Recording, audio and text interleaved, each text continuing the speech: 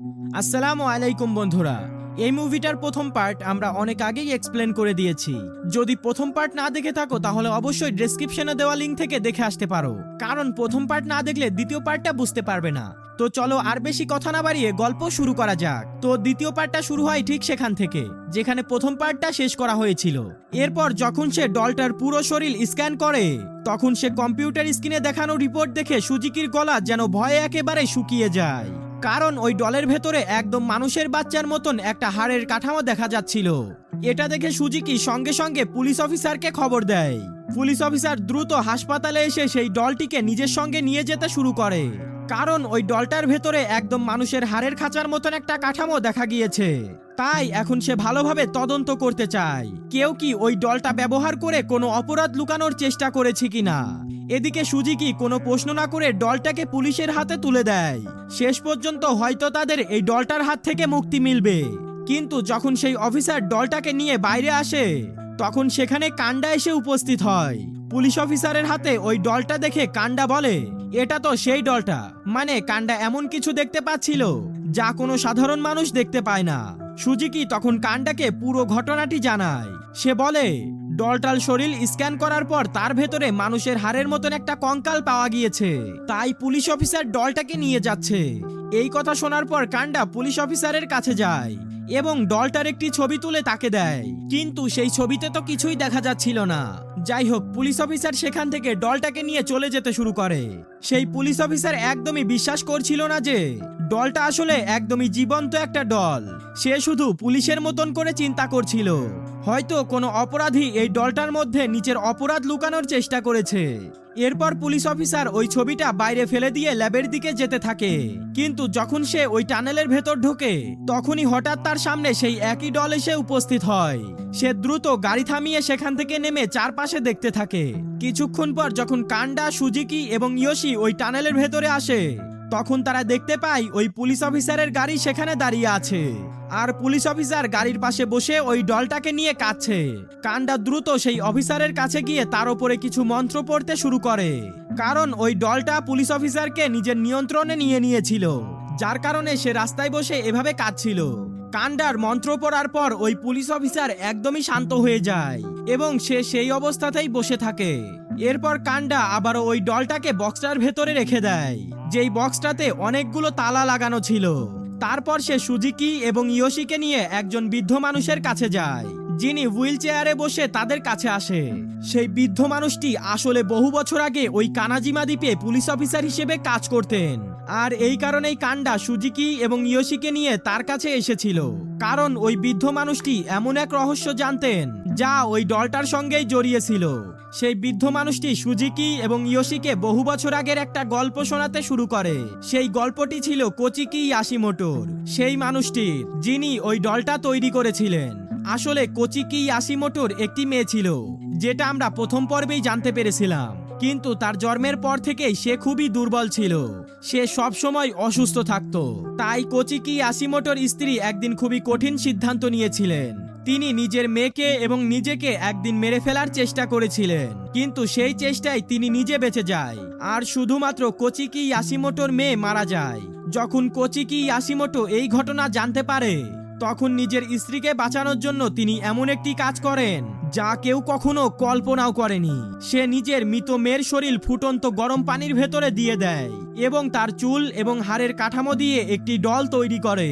কোচিকি ইয়াশিমোটোর স্ত্রী সেই ডলটাকে সবসময় নিজের সঙ্গেই রাখতেন। তিনি সেটাকে নিজের মেয়ের মতোই যত্ন করতেন, কিন্তু যখন কোচিকি ইয়াশিমোটোর স্ত্রী মারা যায় তখন সেই ডলটাকে তার সঙ্গে একই জায়গায় দাফন করে দেওয়া হয়। কিন্তু দাফনের কয়েকদিন পর যখন বৃদ্ধ মানুষটি আবারও সেই জায়গায় গিয়েছিল তখন তিনি দেখেন কবরটি খোঁড়া অবস্থায় পড়ে আছে, আর তার ভেতরে শুধুমাত্র কোচিকি ইয়াশিমোটোর স্ত্রীর মৃতদেহই পড়েছিল, আর সেই ডলটি সেখান থেকে উধাও হয়ে গিয়েছিল। বৃদ্ধ মানুষটি বলেন হয়তো কোনো লোভী মানুষ টাকার আশায় কোচিকি ইয়াশিমোটো সেই ডলটাকে বিক্রি করার জন্য তুলে নিয়ে গিয়েছিল। সেই বৃদ্ধ মানুষের কাছ থেকে ওই গল্পটা শোনার পর ইয়োশি বুঝতে পারে মেয়ে যেই ছবিগুলো এঁকেছিল সেগুলোর আসল রহস্য কি ছিল, কারণ সেই ছবিতে ওই ডল তার মা এবং কোচিকি ইয়াশিমোটোর সঙ্গে কি ঘটেছিল সেইটা দেখানোর চেষ্টা করেছিল। এর অর্থ সেই ডলটা আসলে কোচিকি ইয়াশিমোটোরই মেয়ে ছিল। এরপর সেখান থেকে বাইরে আসার পর ইয়োশি কান্ডাকে বলে যে তাদের ওই ডলটাকে আবার কানাজিমা দ্বীপে নিয়ে গিয়ে কোচিকি ইয়াশিমোটোর স্ত্রীর কাছে ফিরিয়ে দেওয়া উচিত, কারণ এটাও হতে পারে আয়াও নিজের মায়ের কাছে ফিরে যেতে চায়। ইয়োশির কথা শুনে কান্ডারও মনে হয় তার কথাই ঠিক, কিন্তু সেখানে যাওয়ার আগে কান্ডা সুজুকি এবং ইয়োশিকে আসন্ন বিপদের জন্য প্রস্তুত থাকতে বলে, কারণ গত কয়েক বছর ধরে কানাজিমা দ্বীপে যাওয়ার সাহস কেউই করেনি, কারণ সেই জায়গায় অনেক ভয়ঙ্কর এবং রহস্যময় জিনিস লুকিয়ে আছে।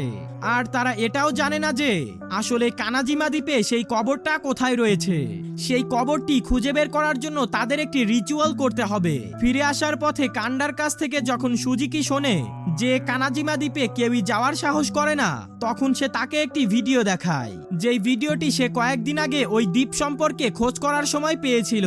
ভিডিওতে দেখা যায় শেষ পর্যন্ত ওই লোকেরা কানাজিমা দ্বীপে গিয়ে কিছুই খুঁজে পায়নি, এমনকি তাদের সঙ্গে কোনো ভয়ঙ্কর ঘটনাও ঘটেনি। কিন্তু ভিডিওটা দেখার পর কান্ডা সুজুকিকে ভিডিওটা ভালো করে দেখতে বলে, কারণ ভিডিওর শুরুতে দেখা যায় তারা যখন কানাজিমা দ্বীপে গিয়েছিল তখন সেখানে 5 জন মানুষ ছিল, কিন্তু যখন তারা ফিরে আসছিল তখন ভিডিওতে তাদের মধ্যে 6ষ্ঠ মেয়েকে দেখা যায়। এটা দেখে সুজুকির গায়ের লোম দাঁড়িয়ে যায়। তারপর তারা ফিরে এসে দ্রুত সেই কবর খুঁজে বের করার রিচুয়াল শুরু করে। কান্ডা একটি দড়িতে বাঁধা একটি জিনিসের নিচে একটা ম্যাপ রাখে, তারপর সে সুজুকি এবং ইয়োশির ওপর পবিত্র পানি ছিটিয়ে দেয়। তারপর সে কিছু মন্ত্র পড়তে শুরু করে। সেই ডলটাও তাদের সঙ্গে ওই ঘরের মধ্যেই ছিল, কিন্তু মন্ত্র পড়া শুরু হতেই ডলটি নিজের আসল রূপে ফিরে আসে। কান্ডা যখন মন্ত্র পড়তে থাকে সেই দড়িতে বাঁধা জিনিসটি নিজের থেকেই নড়তে শুরু করে। সেটা নড়তে দেখে সুজুকি এবং ইয়োশি ভয় পেয়ে যায়, কিন্তু ওই একমাত্র উপায় ছিল সেই কবরটাকে খুঁজে বের করার। এরপর সেই জিনিসটি নড়তে নড়তে ম্যাপের একটি নির্দিষ্ট জায়গায় গিয়ে থেমে যায়। এটা দেখার পর কান্ডা সুজুকিকে একটি ডিভাইস দেয় এবং ম্যাপের সেই জায়গাটাকে ক্র্যাচ করতে বলে, অর্থাৎ তারা সেখানেই কোচিকি ইয়াশিমোটোর স্ত্রীর কবরটাকে খুঁজে পাবে। কিন্তু ঠিক তখনই হঠাৎ করে সেই ঘরের লাইট বন্ধ হয়ে যায়। সুজুকি দ্রুত আবারও লাইট জ্বালানোর চেষ্টা করে, কিন্তু এবার আর লাইটটা জ্বলছিল না, আর তারা ঘরের বাইরেও যেতে পারছিল না, কারণ দরজাটা আপনা আপনি লক হয়ে গিয়েছিল। ঠিক সেই সময় তারা ঘরের ভেতরে কারোর দৌড়ানোর শব্দ শুনতে পায়। কান্ডা দ্রুত ইয়োশিকে তার ক্যামেরা নিয়ে সেই শব্দের দিকে ছবি তুলতে বলে, যেন ক্যামেরা থেকে বের হওয়া ফ্ল্যাশ লাইটের আলো দিয়ে তারা দেখতে পারে যে ঘরের মধ্যে আসলে কে দৌড়াচ্ছে। এরপর ইয়োশি যখন ক্যামেরার ফ্ল্যাশ লাইট অন করে দেখে তখন সেখানে সেই একই ডল ছিল যেটা কান্ডার সেই বক্স থেকে বের হয়ে গিয়েছিল, আর এবার সেই ডলটা তাদের উপরে আক্রমণ করতে শুরু করে। কান্ডা দ্রুত একটি ব্যাগ সুজুকির হাতে দেয়। সেই ব্যাগের উপরে অনেক পবিত্র মন্ত্র লেখা ছিল। সুজুকিও অনেক সাহস করে আয়াকে সেই ব্যাগের ভেতরে ঢোকানোর চেষ্টা করে। অনেক চেষ্টার পর সে আয়াকে সেই ব্যাগের ভেতরে ঢোকাতে সক্ষম হয়। আয়া ব্যাগের ভেতরে ঢোকার সঙ্গে সঙ্গেই শান্ত হয়ে যায়, আর ঠিক তখনই ঘরের লাইট আবারও জ্বলে ওঠে। কিন্তু সেই ঘটনার সময় অন্ধকারে কান্ডা একটি ইলের ওপর পা দিয়ে ফেলেছিল, যার কারণে তার পা খুবই ভয়ঙ্করভাবে আহত হয়ে যায়, আর এখন তার পক্ষে আর হাঁটা সম্ভব ছিল না। এই কারণে কানাজিমা দ্বীপে সুজুকি আর ইয়োশিকে একাই যেতে হবে। যাওয়ার আগে কান্ডা সুজুকিকে একটি মেটাল ডিটেক্টর দেয়, কারণ আগেকার সময়ে যখন কাউকে কবর দেওয়া হতো তখন তার গলায় একটি কয়েলের মালা পরিয়ে দেওয়া হতো, আর কোচিকি ইয়াশিমোটোর স্ত্রীর গলায়ও সেই 6 কয়েলের মালা ছিল। তাই সেই মেটাল ডিটেক্টর তাকে সেই কবর খুঁজে বের করতে সাহায্য করবে।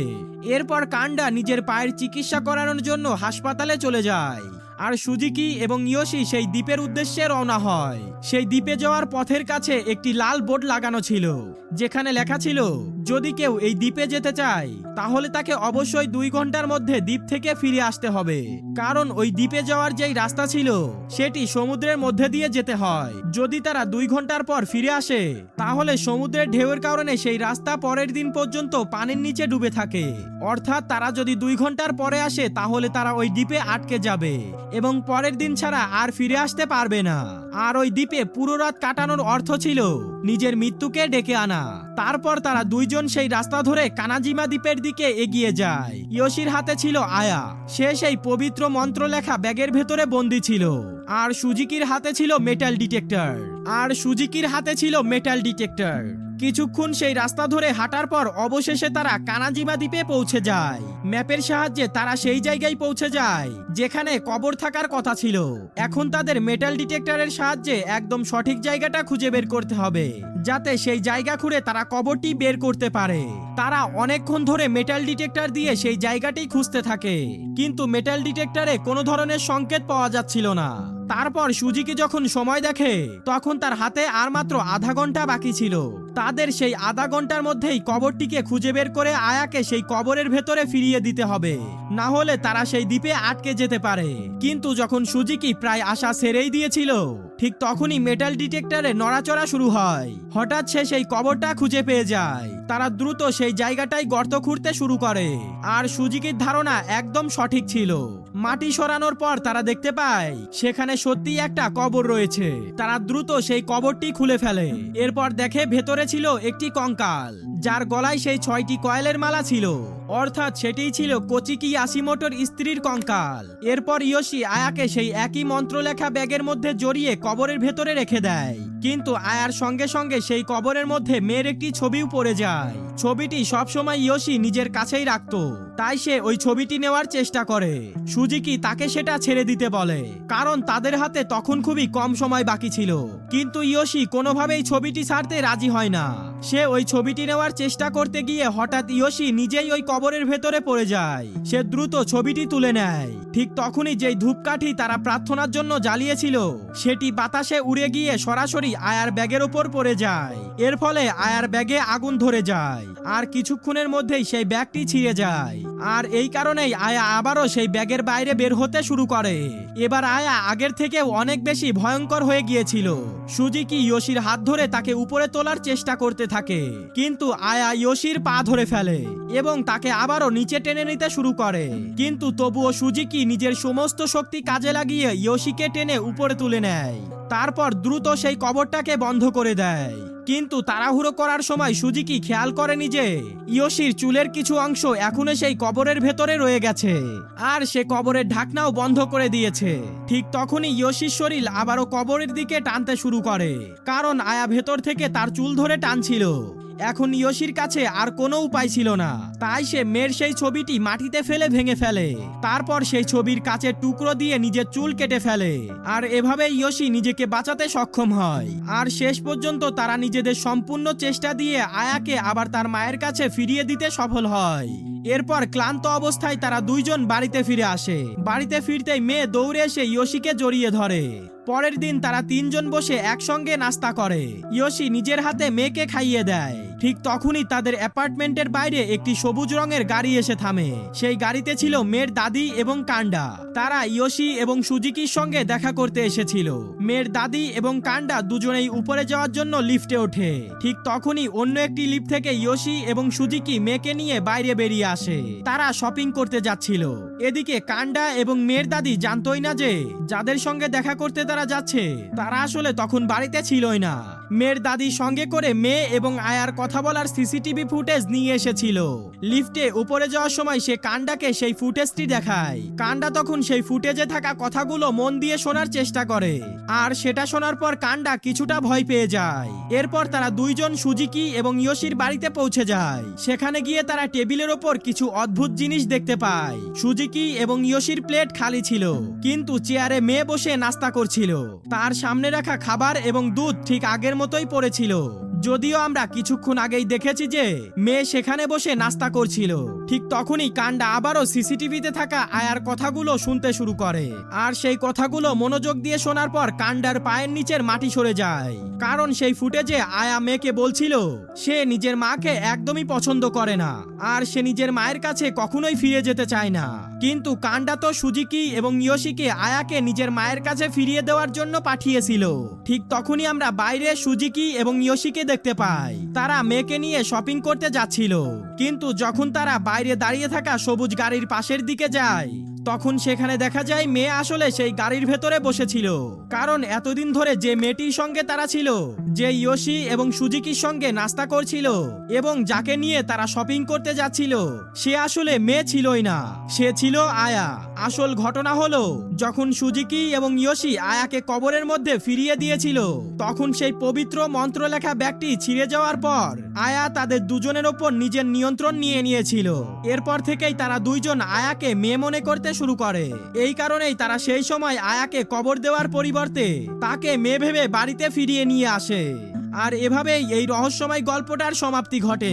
এই গল্পটা যদি আপনাদের কাছে ভালো লেগে থাকে তাহলে অবশ্যই লাইক করে চ্যানেলটাকে সাবস্ক্রাইব করে রাখতে পারেন। আর পরবর্তীতে কোন ধরনের ভিডিও দেখতে চান অবশ্যই কমেন্টে জানাতে পারেন। দেখা হবে নেক্সট ভিডিওতে।